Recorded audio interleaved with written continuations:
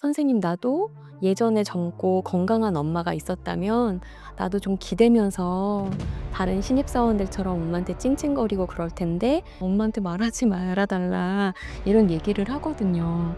어 아니 왜? 20 대가 친구 만날 수도 있지. 그런데 그게 엄마한테 막 너무 미안하고 그러니까 "난 엄마가 어떻게 생겼는지도 몰라요." 이러면서 정말 아이처럼 애기 목소리처럼 그 사장님처럼 막 말씀하시던 거에서 더 본질적인 질문을 하는 것 같고 '나한테 정말 더 필요한 건 뭔가?' 라는 생각을 좀 하는 것 같아요. 몸이 아플 때 인간은 가장 겸손해지거든요. 그 교수님의 책에서 다른 암에 대한 책에서 볼 수 없었던 내용이 있었는데, 그것 중 하나가 이제 암 환자의 보호자가 겪는 고충에 대한 내용이 굉장히 좀 인상 깊었거든요. 그 얘기를 좀 해 주시면 좋을 것 같아요. 네. 사실 그 많은 학술 자료에서도 뭐 "암 환자의 보호자를 제2 승훈 환자다." 뭐 이렇게 표현하시기는 하는데요. 저는 사실 코로나 때는 보호자들이 돌아가면서 있을 수 없었던 시기가 있었습니다. 그래서 독박 보호자라고 해서 한 명만 코로나 검사를 하고 들어와서 이렇게 그 환자분의 옆을 지키는 그런 일들을 하는데 엄청난 소진을 겪고 있지만 또 나머지 그 가족들한테 "너가 있으니까 너라도 그걸 해야지."라는 어떤 부담을 받는 그런 보호자분들의 어려움을 보았는데요. 특히나 이 암 환자들이 점점 젊은 연령에서 암이 많이 발병하고 있습니다. 그리고 가족은 또 굉장히 단촐해지고 있고요. 그래서 이혼 가정도 많은데 어머님이 그 암으로 입원하면은 군대 때문에 휴학을 한 아들이 유일한 가족인 아들이 와 있다거나 이런 경우들에 너무 안타까운 그 상황들을 많이 보았던 것 같아요. 하나 좀 말씀을 좀 길게 드려도 된다면은 20대 따님이셨었어요. 아버지가 코로나에 돌아가신 거예요. 그러니 아버지가 돌아가셨을 때 제대로 된 어떤 장례를 치르거나 뭐 손을 잡아 드리면서 "사랑한다."라고 얘기할 수 있는 그런 어떤 과정이 없었던 거예요. 그래서 엄마랑만 둘이 지냈고 딸은 이제 취업 준비를 하고 있었습니다. 좋은 대학 나와서 공부 잘해서 취업 준비를 하고 있었고 환자분은 종종 자기 딸이 얼마나 좋은 대학 나왔는지를 저한테 종종 말씀하셨는데 엄마 옆에서 그 병상에서 준비해서 그 좋은 회사에 또 들어갔어요. 너무 좋은 일이지만 회사가 너무 멀어. 그래서 따님은 회사 근처로 다니려면은 그동안 엄마를 옆에서 24시간 돌봤던 그 생활을 할 수가 없는 거죠. 따님은 20대 후반인데도 그 엄마가 나 없을 때 밥 못 먹을까 봐에 대한 두려움이 절절하고 환자분은 "지금 신입사원이 그렇게 있으면 안 된다. 윗분들한테 잘 보여야 되는데 점심시간에 왜 나한테 전화하냐." 서로 사랑하는 마음은 동일하지만 방식 때문에 굉장히 갈등을 겪고 있었습니다. 근데 그 따님이 너무 바빠서 주말에만 시간이 되어서 제가 주말에 출근을 해서 따님을 뵀었는데요. 따님하고 같이 그림 그리는데 따님이 엄마가 빨리 나와서 뭐 벚꽃도 보러 가고 싶고 뭐 어디 축제도 가고 싶고 막 그러면서 같이 소풍을 다니는 어떤 그림을 그렸어요. 근데 여기에서 누가 따님이고 누가 그 엄마인지 모르겠는 거예요. 따님인 자기를 엄마처럼 그리고 엄마처럼 생겼지만 완전 아기처럼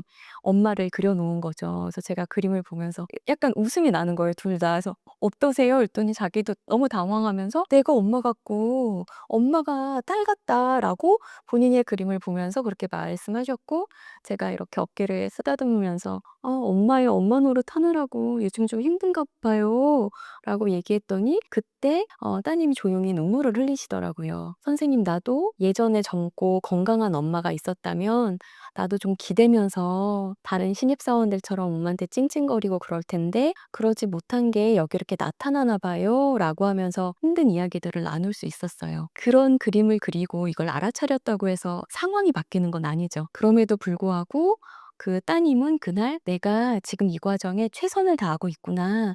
엄마에게 내가 노력하고 있구나.'라는 거를 확인하면서 따님은 또 안도할 수 있는 시간을 갖기도 했어요. 그러면은 이게, 저는 이제 책을 읽기 전에는 미술 치료라는 게 암 환자 본인들만 하는 건 줄 알았는데, 지금 말씀을 들어보면 이제 보호자하고 이제 같이 그림을 그려 본 거잖아요. 이 보호자를 데리고 이 미술 치료를 하는 경우도 좀 흔한가요? 네.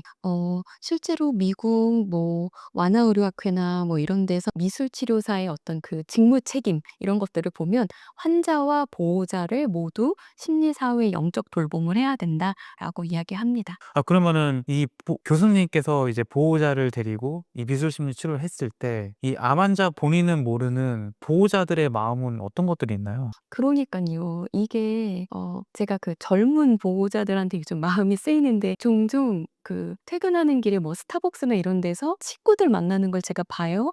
그럴 때 종종 와서 "엄마한테 말하지 말아 달라." 이런 얘기를 하거든요. 아니 왜? 20 대가 친구 만날 수도 있지. 그런데 그게 엄마한테 막 너무 미안하고 그러니까 보호자들 마음도 굉장히 혼란스럽거든요. 환자에게 최선을 다하고 싶은 마음도 있지만 나의 인생조차 지금 멈춰 있고 특히 뭐 20 대 30 대는 뭔가 빠르게 여기 구독자분들에게 성장에 이렇게 그 초점을 맞추고 있는 우리 사회에서 '내가 멈춰 있고 아무것도 못하고 있다.'라는 생각들이 많아서 보호자들의 이야기들 근데 환자와 있을 때에는 환자가 100%또 관심을 받아야 하는 어떤 대상이 되잖아요. 그래서 환자들과 잠깐 분리되어서 보호자들만 따로 그렇게 표현하셔도 됩니다. 힘들다고 말해도 돼요. 근데 환자 옆에 가면 "환자가 제일 아픈데 내가 어떻게 힘들다고 말합니까?"라고 하는데 따로 쪼끔 떨어뜨려서 할 필요가 있고 또 같이도 저는 꼭 하는데요. 같이 하는 건 환자분께 이거 당연한 거 아니에요. 따님이 와서 옆을 지키는 건 당연한 게 아닌데 어머니 엄청 복 받으셨어요." 그리고 또 아내가 지키는 경우에는 "아내분이 이렇게 옆에 와서 있는 것도 당연한 거 아닙니다."라고 해서 보호자분들과 환자분 사이에 어떤 추억 남기기 작업도 반드시 진행합니다. 하지만 또 따로 또 이렇게 모셔서도 작업하고요. 아니 그 환자분들 본인도 물론 이제 옆에서 간호를 해 주면은 '아 이 가족이 나를 위해서 이렇게 희생한다.'를 이제 어렴풋이 또 마음으로는 알고 있지만 이 교수님 미술 치료할 때 그렇게 삼자를 그 대면해서 이 마음을 뭔가 보여줄 수 있는 기회를 갖는다는 게 예 그 암 환자 본인들이 그걸 봤을 때 좀 충격을 받을 수도 있고 좀 새삼 이 보호자에 대한 미안함도 커질 수 있을 것 같은데 보통은 어떤 반응들을 보이나요? 그렇게 삼자가 해서 이런 상황들이 서로 공유가 됐을 때 암 환자분들이 느끼는 뭔가 감정이나 이런 건 어떤가요? 첫 번째 보호자가 그 뭔가 옆에서 환자를 돌보면서 느끼는 심리적 소진이 너무 크다는 걸 굳이 환자하고 공유하지는 않고요. 만약에 보호자하고만 작업했으면 그건 보호자하고의 걸로 이렇게 끝내고 같이 있을 때 이렇게 하게 된다면은 지금 말씀해 주신 것 중에 삼자라는 표현이 정말 중요한 것 같은데요. 그냥 한 병원에서 커튼 탁 치고 그냥 두 분이 있을 땐 지지고 볶고 하기도 하고 그냥 서로에게 도대체 뭐가 도움이 되는지도 모르는 그런 상황에 삼자가 들어가면 조금 의식을 하게 되고요. 삼자가 그 상황을 뭔가 내러티브 해 주잖아요. 그래도 그 "따님이 오시니깐 또 웃으시네요." 뭐 또 "그래도 따님이 오시니깐 이렇게 하시네요." 뭐 "따님이 엄청 아버지 본다고 이렇게 왔대요." 이렇게 하면서 감사함이나 미안함이나 이런 것들이 있다면은 표현하라고 라고 해서 그 시간에 반드시 표현할 수 있도록 하고 제가 두 분이 이렇게 진심으로 사랑하는 가족이 서로 어려움을 돌봐주고 있는 이 장면에 제가 증인이 되었습니다.'라고 꼭 이야기해서 이게 어떤 정말 큰 이벤트처럼 그냥 침성 앞에서 진행된 거지만 어떤 이벤트처럼 인식하실 수 있도록 돕곤 해요. 그래서 말씀하신 것처럼 환자 입장에서는 너무 미안할 수도 있고 너무 미안해서 막 그냥 옴짝달싹 못 하시는 경우들도 있죠. 그럴 때 되려 보호자가 있을 때 같이 말씀드립니다. 보호자가 노력해서 이렇게 환자분을 돌보는 과정에 환자가 미안해서 그 돌봄을 받지 못한다면 그게 더 미안해지는 거니깐 "고마운 건 고맙다. 미안한 건 미안하다. 사랑할 땐 사랑한다."라고 꼭 얘기하자.'라고 하면서 관계를 조금 다시 리셋해 보는 경험들을 해요.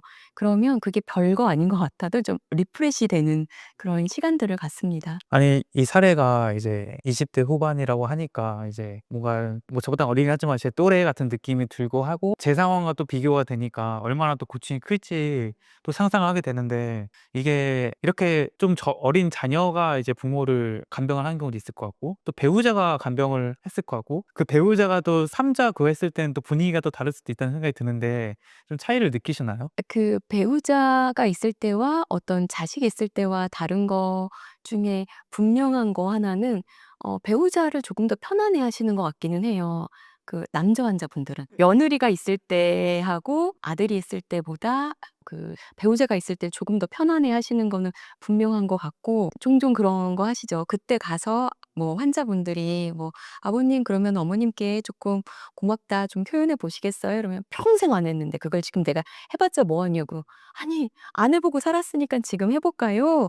라고 했을 때 또 그거 뭐 아내에게 "고맙다. 그리고 그동안 미안했다."라고 말씀을 하실 때 그걸 또 고맙게 받아주시는 분들이 계시고 "빨리 낫기나 해라. 지금 그 얘기한다고 뭐가 달라지냐."라고 또 매섭게 쏘아붙이시는 분들도 계시죠. 아니 뭐 방금도 말씀하셨지만 그렇게 미술 심리 치료를 이제 보호자분이 한다고 해도 상황이 나아지지는 않는다고 하셨잖아요. 그러니까 내가 뭐 당장 간병 안 할 수도 없는 건 사실 그거니까. 그럼 그런 상황에서 교수님께서는 그 보호자한테 어떤 얘기를 해 주세요? "지금 할 수 있는 거는 충분히 다 하고 있는 거다." 그래서 이 보호자가 뭘 고민했냐면 휴직을 고민했어요. 그래서 제가 미술치료사가 아니라 인생을 먼저 살았던 50대 언니로서 얘기하자면 "아니다. 그거는 엄마가 원하시는 것도 절대 아닐 거다. 그리고 정말 그게 고민이면 어머님께 여쭤봐라.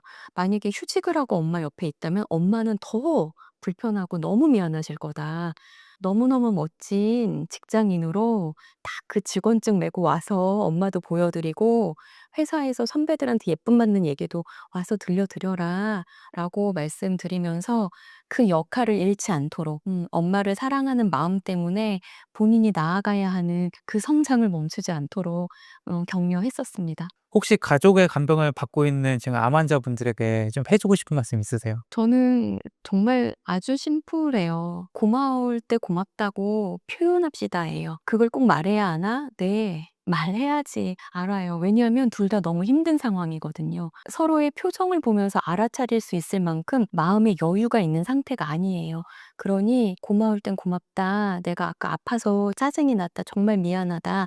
이런 말씀들을 조금 표현하면서 지내셨으면 좋겠다라는 거, 그다음에 옆에 가족이 지켜준다는 건 엄청 복 받으신 거라는 것도 꼭 알고 계시면 좋겠어요. 네. 다시 이제 암 환자에 대한 얘기를 해 볼게요. 이제 암 환자분들이 아마 대부분 이제 뭐 보이는 반응이 이제 "괜찮다. 나 괜찮다."라고 많이 얘기할 것 같은데 이제 미술을 통해서 그림을 통해서 환자의 마음을 보시는 교수님의 입장에서 그림을 통해 보이는 환자의 마음은 어떤가요? 미술은 정말로 좀 솔직한 마음을 만나게 해 주는 것 같아요. 특히 병원에서. 병원은 자극이 별로 없잖아요. 병원은 커튼 색깔도 되게 안정적이고요. 병원 복도 색깔도 굉장히 톤 다운된 어떤 안정된 색깔입니다. 그리고 왜 의사 선생님들도 목소리 톤이 굉장히 이렇게 점잖으시고 막 그래요. 그런데 실제로 자기의 솔직한 것들을 잘 드러내지 못하고 계시는 분들이 상당히 많습니다. 조금 예를 들어서 설명드려도 될까요? 60대 후반 70 대가 안 되신 환자분이셨는데 그분은 미술 치료를 엄청 좋아하셨어요. 그 이유는 자기가 되게 예술적인 사람이다. 유럽 여행도 많이 갔었고 어디 미술관에서 어떤 게 있다 엄청 멋있게 해서 그러시냐. 전 못 가 봤다."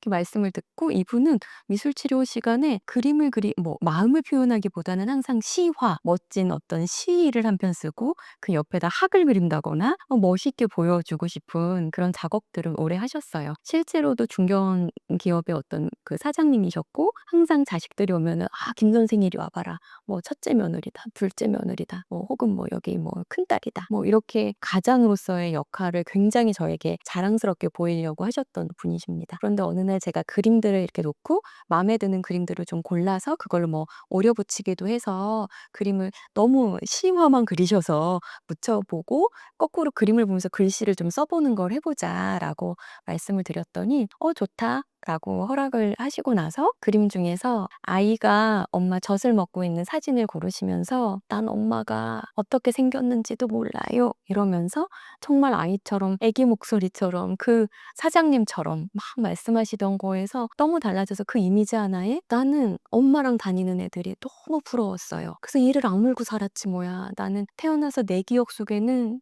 네 엄마는 널 낳고 도망갔던 사람이다.'라는 얘기했던 사람들 목소리밖에 기억이 안 나고 '난 이렇게 엄마 품에 안겨 있는 애들을 보면 너무 부러워요.'라고 하면서 정말 아기같이 막 이렇게 우시는 거예요. 근데 저는 그때 환자분이 이렇게라도 표현하실 수 있게 돼서 너무 다행이라는 생각을 했어요. 항상 사회적으로 또 어떤 역할에 옷을 입고 이렇게 해서 힘겹게 살아왔던 이분이 드디어 어린 시절에 "엄마 보고 싶어. 엄마 배고파. 엄마 안아줘." 라고 당연히 아이들이 할 수 있는 그 말을 지금 미술 치료 시간에 고 그림을 보면서 '그렇게 하는구나.'라고 하면서 고 그림을 붙이고 그 주변에 막 분홍색 꽃, 노란색 꽃을 그리고 "엄마 보고 싶어요. 엄마 사랑해요. 엄마 안아줘요." 그동안 살면서 해 보지 못했던 그 이야기들을 막 글씨를 쓰시는 거예요. 그래서 제가 엄마가 어디 계시는지도 모르고 어떤 분인지 모르지만 "누구님께서 엄마를 향한 그 사랑은 제가 다 보고 있다. 그런데 어떻게 그렇게 엄마 사랑을 모르고 자랐는데 멋진 가정을 이루셨고 저 자식들에게 멋진 아빠가 되셨는지." 막 그렇게 물으면서 '내가 받지 못한 사랑이었지만 지금 나는 내 자식들에게 이렇게 보암직한 아버지가 되어 있구나.'라는 걸 또 인식하실 수 있는 시간이 되기도 했습니다. 아 대체 미술과 그림이 어떤 힘이 있길래 그렇게 평상시에는 하지 못하고 진짜 그 모습에서 상상할 수 없었던 모습과 말들이 나오게 되는 걸까요? 저는 몸이 아파서인 것 같아요. 몸이 아파지고 있잖아요. 그럼 인간은 더 본질적인 질문을 하는 것 같고 '나한테 정말 더 필요한 건 뭔가?'라는 생각을 좀 하는 것 같아요. 몸이 아플 때 인간은 가장 겸손해지거든요. 회사 매출 혹은 남들이 나를 어떤 대표로 볼까가 아니라 진짜 인간 나, 아픈 내 몸이 있는 이곳에 있는 나에 대한 집중이 되기 때문에 그런 작업을 할 수 있는 것 같아요. 근데 이제 그 모습을 이제 교수님께 보여줄지 말지는 사실은 이제 선택할 수 있는 거잖아요. 맞아요. 네. 그건 어떻게 가능한 걸까요? 다행히 환자분들이 저를 좀 편안하게 생각해 주시고 이게 나쁘게 말하면 좀 만만해 보일 수 있는 사긴 환자분들이 친근하게 봐 주시는 거가 엄청 큰 것 같아요. 아 거기에 또 이제 교수님의 노하우와 경험과 이런 것들이 쌓여 있겠죠?